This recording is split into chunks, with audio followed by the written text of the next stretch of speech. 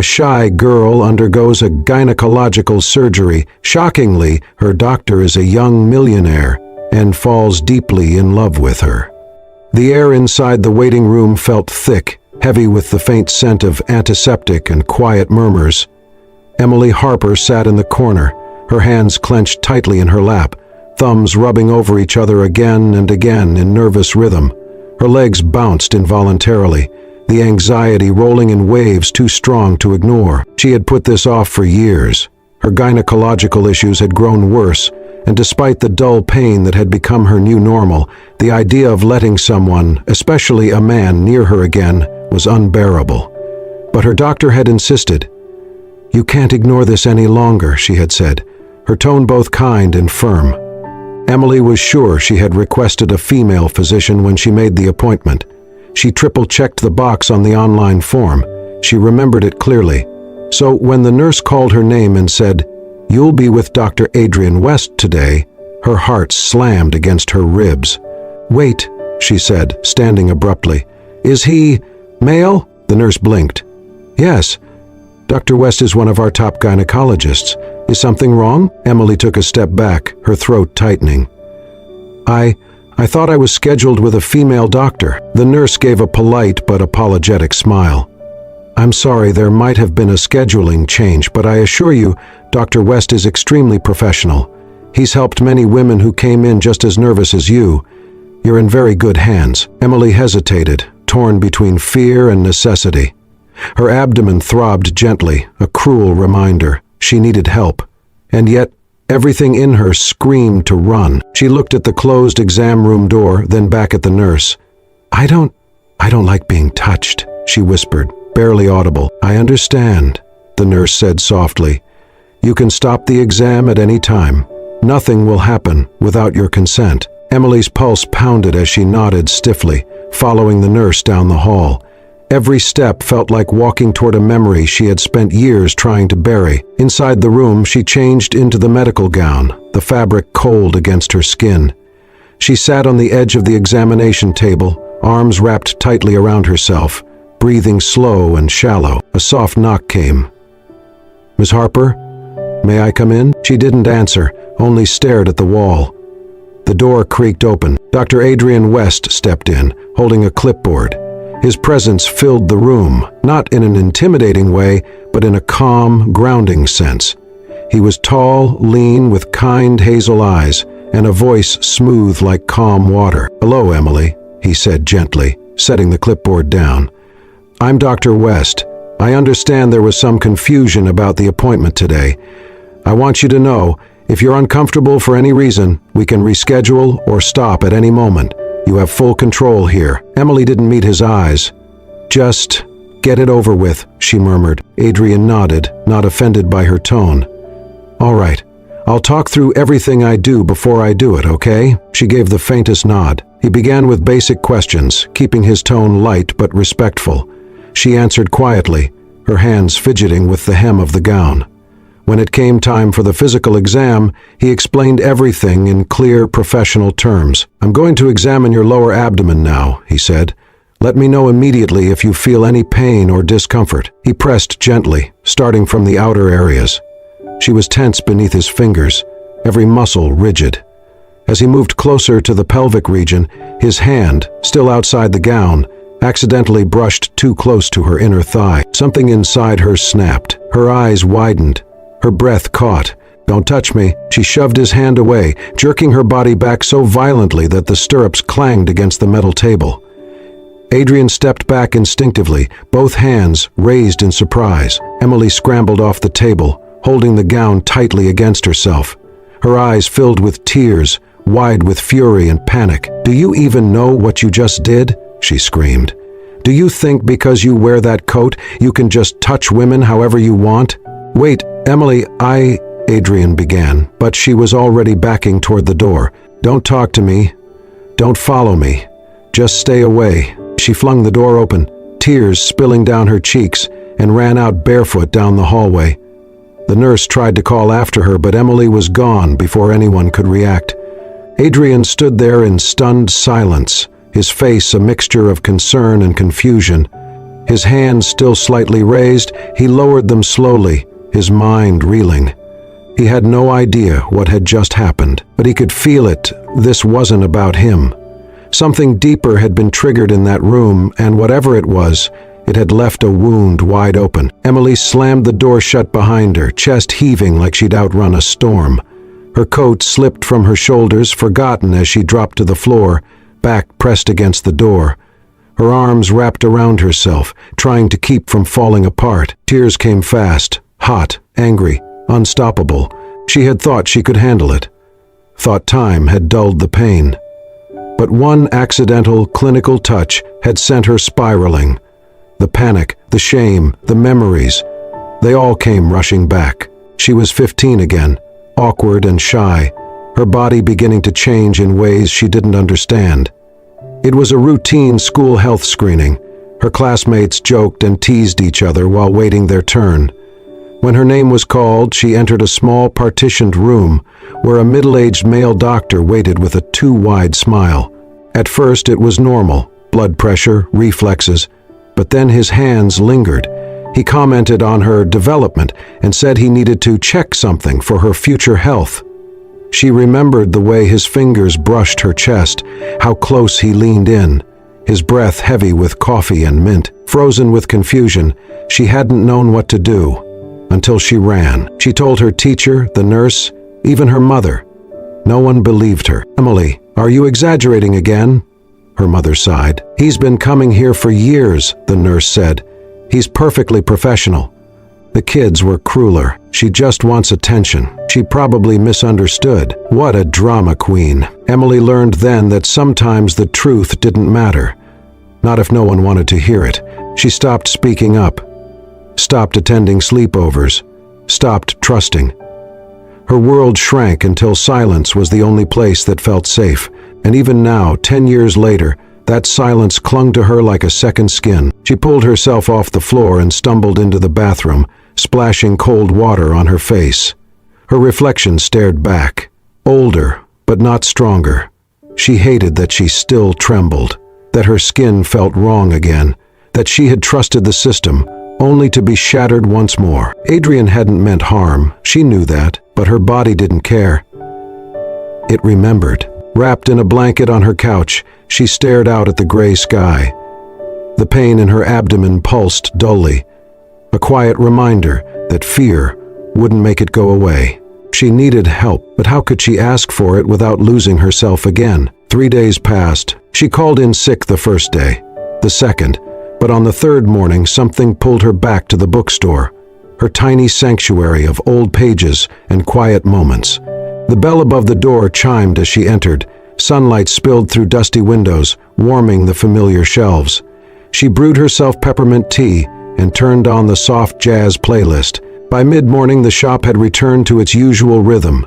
Customers browsing, the occasional chat, the rustle of turning pages. Emily kept to herself, restocking bookmarks behind the counter. Then the bell chimed again. "Excuse me," came a voice. Calm. Familiar. She froze. She didn't need to turn to know who it was. Dr. Adrian West stood in the center of the store, holding a small notebook. His expression was surprised, almost apologetic. He wore jeans, a navy coat, no white coat, no stethoscope. Just a man who hadn't expected to see her either. "Emily," he said carefully, "I didn't know you worked here." She blinked, heart thudding. "Are you following me?" "No, I swear. I didn't know. My mom loves old books. She's recovering from surgery. I thought this place might have something for her." She looked away, gripping the counter. "I just wanted to say..." He stepped closer, cautiously. "I'm sorry about what happened at the clinic. I never meant to make you uncomfortable. If I did anything inappropriate, you didn't..."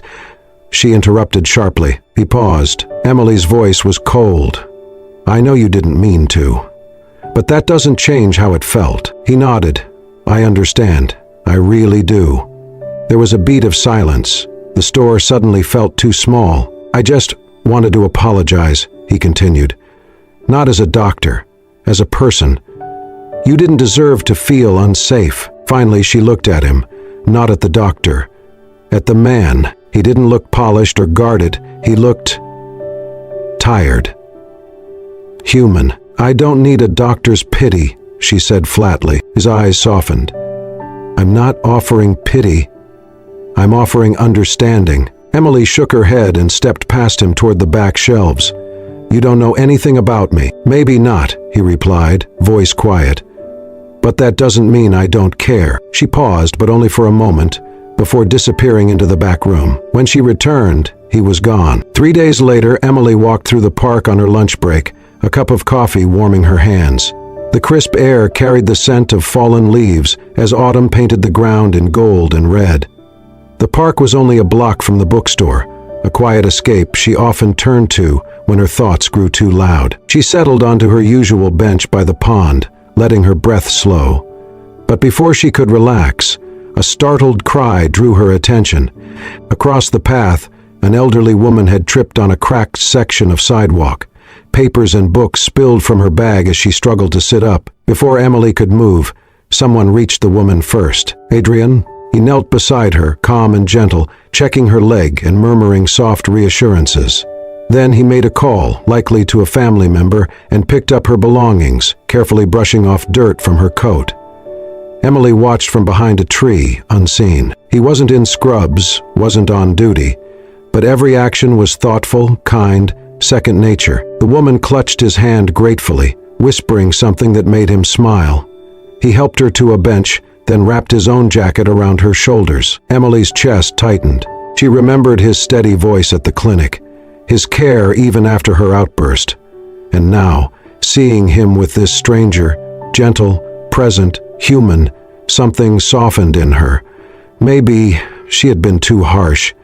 Maybe not every man in a white coat was the same. She stayed on her bench until the woman's daughter arrived and Adrian gave a final wave before disappearing down the path, hands tucked into his pockets. Emily didn't call out, but the image of him, kneeling in the dirt, jacketless in the cold, stayed with her long after he was gone. That evening the bookstore closed later than usual.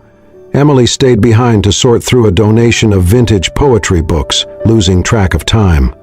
By the time she locked up, the streets were quiet. Her phone battery blinked low. She pulled her scarf tighter and decided to take the alley shortcut home. She usually avoided it, but the night was growing colder, fast. The alley was darker than she remembered. Her boots echoed sharply on the pavement, and a prickling sensation crawled up her spine. Footsteps. They matched her pace. Steady. Intentional. She glanced back. A man in a dark hoodie followed, hands in his pockets, gaze fixed on her. Her breath caught. She picked up speed. So did he. She turned a corner. The street ahead was empty. She fumbled for her phone, but her fingers shook too much to unlock it. "Hey," the man called. She ignored him. "I said hey," he repeated, louder now. She ran. He grabbed her arm. "Don't run from me, sweetheart." Panic surged. She screamed, twisting free, her bag hitting the ground. He reached again, then headlights cut through the dark. A car screeched to a stop. "Hey!" a voice roared. "Adrian." He jumped from the car, sprinting toward them. In one swift move, he shoved the man back, stepping between them, fists clenched. "Walk away! Now!" The man backed off, muttering curses before disappearing into the shadows. Emily collapsed to her knees, trembling violently. Adrian knelt beside her, steady and calm. "Emily, are you hurt?" She couldn't answer. Her hands clutched her coat like armor. Gently, he brushed hair from her face.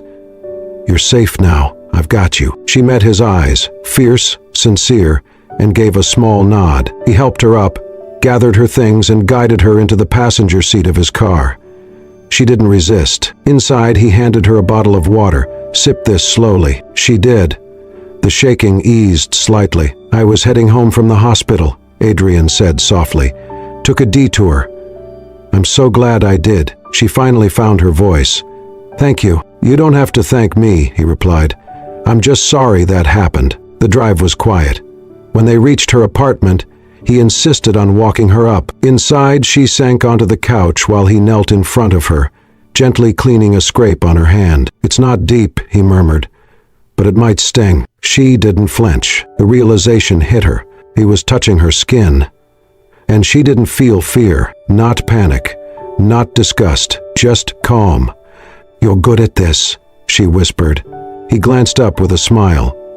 Patch-up jobs, or showing up at the right time. She smiled, faint but real. But I'll stay until you fall asleep, he offered. And he did. He sat in the armchair across the room, reading quietly as she lay under a blanket. Her body, for the first time in years, allowed itself to rest. Before sleep took her, she looked at him one last time. For years, fear had shaped her world, but tonight someone had stepped in, not to hurt, not to fix, but simply to be there, and that changed everything. The next morning, she texted him, "Emily, thank you again for last night. Adrian, anytime, always." From then on, they began texting more often, sometimes about books, sometimes about life. Nothing too personal, but enough to keep her thinking about him. And for the first time in a very long time, Emily didn't feel so alone. The following week brought with it an unexpected chill, both in the air and in Emily's world. She had just arrived at the bookstore and was setting up the window display when her co-worker Sarah called out from the front counter, "Hey, Emily, you might want to see this." Emily walked over, wiping dust from her hands. On the store's small television, a local morning news segment was playing. "Today on Spotlight on Changemakers," the anchor said, "we feature one of the youngest and most successful medical professionals in the state, Dr. Adrian West, heir to the West Medical Foundation and head of their Women's Health Division." Emily froze. On the screen appeared a photo of Adrian, smiling in scrubs, standing outside a hospital. His name was printed in bold at the bottom. Dr. Adrian West, medical director and philanthropist. The report went on, showcasing images of cutting-edge facilities, charity events, and groundbreaking research funded by the West family. Adrian was shown delivering speeches at conferences, consulting with global health leaders, even shaking hands with politicians. Emily's fingers curled around the edge of the counter. "West Medical?" Sarah said, raising an eyebrow. "Isn't that like a billion-dollar foundation?" Emily didn't respond. She couldn't. Later that evening, she sat alone in her apartment, laptop open, staring at article after article about the West medical dynasty. Adrian wasn't just a gifted doctor. He was the Adrian West, the only son of Gregory West, one of the most powerful figures in the healthcare industry. She scrolled through photos of luxury events, fundraisers at mansions, gala appearances. In all of them, Adrian looked perfectly composed, dignified, and completely out of reach. It didn't make sense. He drove a modest car, wore plain clothes, helped an old woman in the park without fanfare. He didn't act like someone born into wealth, but it didn't stop the knot forming in her stomach. Was all of it, his kindness, his attention, even the night he rescued her, just some act? Some project to make himself feel noble? The next time she saw him, she didn't wait for pleasantries. It was at a coffee shop near the hospital. He was standing in line, flipping through a small notebook. She approached, heart pounding. "Adrian," he turned, surprised, then smiled. "Emily, hey, who are you?" she asked bluntly. He blinked. "I saw the segment," she added. "The interviews, the charity work, the dynasty." He exhaled slowly. "Ah, so you found out. You're not just a doctor. You're that doctor." Adrian gave a slight nod. "It's true. My father built the foundation. I grew up in hospitals and boardrooms. And you didn't think to mention that?" Her voice rose. "What was the plan? Be the charming, humble guy so the poor girl with trauma would open up to you?" His face didn't change. He didn't get defensive. "No," he said simply. "I didn't tell you because I didn't want that part of my life to be the first thing you saw." Emily crossed her arms, her walls going up again. "So which part is real? The doctor who helped me in the alley, or the man who eats dinner with senators?" Adrian looked at her for a long moment, then gestured to the nearby park bench. "Can we sit?" She hesitated but followed. Once seated, he spoke carefully. "Emily, I grew up with every opportunity handed to me, but I also grew up with parents who barely looked at each other, a mother who threw charity galas but never showed up for my recitals, a father who taught me how to negotiate before he taught me how to ride a bike." He looked at his hands. "I chose medicine because it was the only place I felt useful, grounded, real. And when I started working in women's health, I saw how much pain and shame so many women carry in silence. I wanted to do something that mattered. He turned to her. I never pretended to be someone I'm not. But I didn't lead with my last name because I didn't want it to be a wall between us. Emily studied his face. There was no trace of arrogance, no polished PR speech, just sincerity. She looked away, her voice softer. I don't know how to trust people like you, people who have everything. Adrian offered a faint smile. I don't have everything, not even close, but I'm trying to live honestly, and if that scares you, I understand. There was silence between them, not cold, but contemplative. Then she asked, quieter still, why me? He didn't hesitate. Because you don't see me for what I have, you see through me. You challenge me, and because the night I saw you run from that exam room, I saw someone braver than most people I've met in my entire life. Emily looked down, overwhelmed. Maybe it wasn't about the money. Maybe it was about the way he made her feel. Seen, safe, and never pitied. She nodded slowly, and for the first time, she allowed herself to believe that Adrian might be. The wind had started to warm again, a soft promise of spring in the air. But Emily felt no comfort from the change in season. The pain had returned, stronger, sharper, more persistent than before. For weeks, she had ignored it. She took over-the-counter meds, distracted herself with books, told herself it would pass. But deep down, she knew better. The diagnosis had been clear. Without surgery, her condition could worsen. Fear had kept her frozen. The thought of lying unconscious, vulnerable, under someone's hands, it paralyzed her. Until now, she stood outside West Medical's private hospital, staring up at the glass exterior as her heart pounded against her ribcage. Her fingers tightened around the strap of her bag. Then, with a breath she didn't realize she was holding, she stepped inside. The receptionist greeted her kindly. Can I help you? I'd like to speak to Dr. Adrian West, she said. The woman tilted her head. Do you have an appointment? No, Emily replied. But he knows me. Just, please tell him it's Emily Harper. Less than 10 minutes later, Adrian appeared in the hallway, his expression shifting from surprise to concern. Emily? He approached gently. What's wrong? I need the surgery, she said without hesitation. And I want you to do it. Adrian blinked, clearly taken aback. Are you sure? She nodded. I've thought about it. I've tried to avoid it, but I know I need it, and I trust you. He looked at her with something between awe and quiet reverence. You have no idea how much that means. The days leading up to the procedure were a strange mixture of anxiety and calm. Emily still had her fears, but they didn't control her anymore. Adrian walked her through every step of the process. Thorough, patient, never rushed. He gave her space when she needed it, reassurance when her voice wavered. He never treated her like a case. He treated her like a person. The night before the surgery, he checked on her at the hospital room where she'd be staying. She was already in bed, hospital gown on, IV in her arm, staring out the window. I won't ask if you're nervous, Adrian said softly. I am, she admitted, but less than I thought I'd be. He sat beside her. Do you want me to talk you through it again? No. She turned to him, her eyes glassy but determined. I just want you to know something. He waited. I don't trust easily.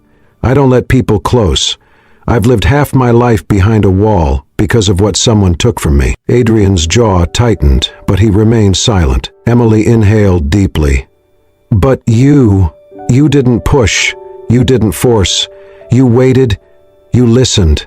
And somewhere along the way, without trying to, you earned something I thought I'd lost forever. Her voice trembled. I don't trust doctors. I don't trust men. I don't even trust myself sometimes, but I trust you. Adrian's throat worked to swallow his emotion. He placed a hand gently over hers. I won't let you down, he said, voice thick with sincerity. The next morning, the surgical team prepped early. Adrian scrubbed in, his mind sharper than ever. He had performed this procedure dozens of times, but this time felt different. This time, the patient on the table wasn't just a name on a chart. She was Emily, the woman who had flinched at his touch, who had run from his office, who had every reason to fear him, and still came back. He was going to protect that trust with everything he had. The operation began. Every move was meticulous, every incision precise. He communicated calmly with his team, eyes never leaving the task.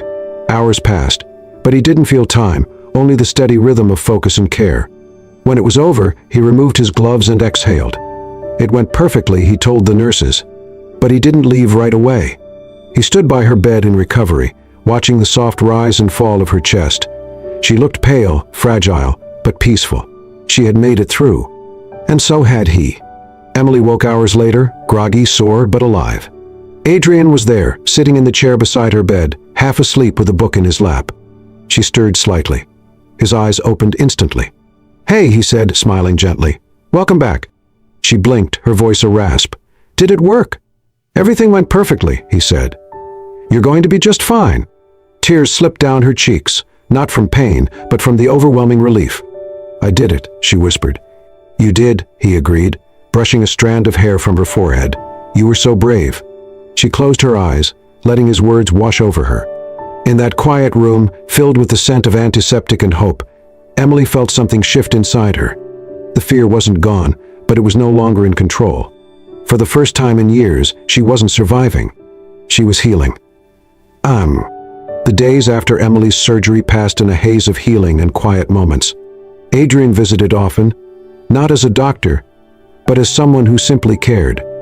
He brought her favorite tea, sat beside her while she read, listened without needing to fix anything. Their conversations grew deeper, more effortless. There was an unspoken tenderness between them, fragile yet warm. Emily was healing, not just physically but emotionally. For the first time in a long while, she didn't feel broken. But the world outside their cocoon wasn't as kind. One afternoon, after her final checkup, Emily lingered near the waiting area while Adrian wrapped up paperwork. She wandered down the hall to stretch her legs, walking slowly past a group of nurses chatting near the break room. They didn't notice her. "She's still here," one of them said, in a voice meant to sound casual but sharp. "You mean the girl Dr. West operated on?" Another responded. "Yeah, she's been around a lot lately." "Well, of course she has," the first nurse snorted. "If I were a patient with no money, no status, I'd hang around a millionaire doctor too." They all laughed. "She's just a damaged girl who got lucky. She's not his type. Not even close." Emily stopped in her tracks. Her stomach twisted. Their words felt like needles, sharp, small, but aimed straight at her most vulnerable place. She backed away slowly, heart thudding. She didn't hear the rest. She didn't need to. That night, she didn't sleep. She sat at her kitchen table with a cup of untouched tea, staring at the words she had written on a simple piece of paper. "I'm grateful for everything. But I think it's time for me to leave. You deserve someone whole, someone strong, not someone you had to fix. Don't look for me." She placed the note on the windowsill, where she knew Adrian would find it the next time he came by. Then she packed a small bag and slipped away into the night. Adrian arrived at her apartment the next morning with 2 coffees and a book he thought she'd love. He knocked. No answer. He used the key she had once shyly given him and stepped inside. It was quiet. Too quiet. Then he saw the note. His heart sank as he read the words, the meaning cutting deeper than he expected. "She's gone." He called her. No answer. He called the bookstore she had asked for time off. Panic crawled up his spine. He searched every place he could think of, parks, cafes, even the quiet bookstore corner where she used to sit and read alone. But she was nowhere. Until, late that evening, he remembered the place where it had all changed. The small park near the pond, the one where he had helped the elderly woman months ago. The place where Emily had first seen him not as a doctor, not as a stranger, but as a human being. He drove there with a silent prayer, and found her. She was sitting on the bench by the water, knees pulled to her chest, eyes swollen from crying. She didn't look up when he approached, but she didn't move away either. He sat beside her in silence for a long moment, letting the wind speak first. Then he said, softly, "You didn't even give me a chance to fight for you." Emily wiped her cheek with the sleeve of her sweater. "You shouldn't have to." He turned to her, voice firm but full of emotion. "Why do you keep believing that your pain makes you less?" "Because it does," she whispered. "I'm the girl with scars. I'm the one with baggage and fear and trust issues. And you're Adrian West." His gaze didn't waver. "I don't want easy," he said. "I want real. And you're the bravest person I've ever met." Emily shook her head. "You don't know what they're saying. The nurses, the people in your hospital. They think I'm just some poor broken thing clinging to a rich man." He reached out, taking her hand. "I don't care what they say. I care what you say. And right now, all I hear is a voice that's been trained to doubt herself." He squeezed her fingers gently. "But I see you. All of you. And I choose you. Again and again." Tears welled in her eyes. "You don't have to be perfect. You don't have to be healed. You just have to be you. That's all I've ever wanted." Her lips trembled. "I was so afraid," she whispered. "So was I," he said. "Until I met you." She leaned into him, and he pulled her close, wrapping his arms around her like a shield. In that moment, the noise of the world faded. Because when truth is louder than doubt, love finds a way to be heard. The small storefront sat on the corner of a quiet street, nestled between a florist and a coffee shop. A hand-painted sign hung above the door, "Heal Her Soul, Books Brews." The windows were lined with cozy armchairs, soft lighting, and stacked shelves filled with books chosen not for profit, but for purpose. Inside, laughter and the aroma of fresh coffee mingled with the sound of pages turning. Emily stood behind the counter, her smile gentle, her spirit calm in a way that only comes from surviving the storm and choosing to keep walking. It had been a year since her surgery, a year since she ran away, and a year since she returned to find not just Adrian waiting for her, but a version of herself she had almost given up on ever finding again. Heal Her Soul wasn't just a bookstore. It was a space for women to breathe, to read, to be safe. Each corner held something intentional, a shelf on healing from trauma, a reading nook by the window named The Brave Spot, a wall of sticky notes where visitors wrote anonymous messages of hope to strangers. Adrian had helped renovate the space, installed the lighting, picked out the flooring, even assembled the mismatched furniture she loved. He never tried to take over, just quietly made her vision possible. He still worked at the hospital, still wore the white coat when he had to, but at home, with her, he was just Adrian. Not the heir, not the philanthropist. Just a man who loved books almost as much as he loved the woman who ran the shop. They had kept things simple after reuniting. No pressure, no timelines. But when Adrian proposed, he did so with a small note tucked into a first edition copy of Jane Eyre. It simply read, "You are no bird, and I am no net. Let's fly together." And so they did. The wedding was held on a quiet stretch of beach, just as the sun began to dip below the horizon. There were no paparazzi, no headlines, just the sound of waves and a circle of people who loved them both. Emily wore a soft, flowing gown, bare feet pressing into the warm sand. Adrian waited for her beneath a wooden arch, wrapped in wildflowers, a crooked grin on his face as she approached. They exchanged vows written by hand, filled with promises that were never flashy but deeply real. "I will not fix you," Adrian had said, "because you were never broken. I will not fear love anymore," Emily whispered, "because you showed me love can be safe." As the ceremony ended and the first stars appeared, they stood hand in hand at the edge of the sea, quiet for a moment, while the others danced behind them. The breeze caught Emily's veil, lifting it slightly, and she turned to Adrian with tears in her eyes, not of pain, but of fullness. She reached up, touched his cheek. "Do you remember the first time you touched me?" she asked, her voice like a breeze. He nodded slowly. "I do.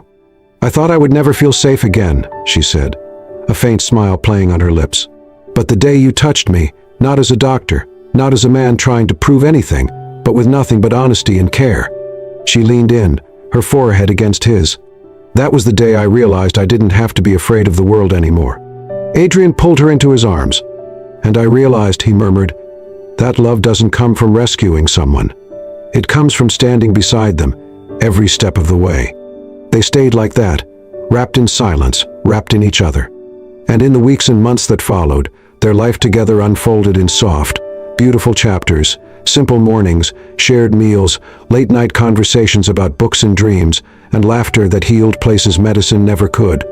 Emily still had moments, triggers, shadows that crept in now and then. But now she had light to meet them with. And Adrian?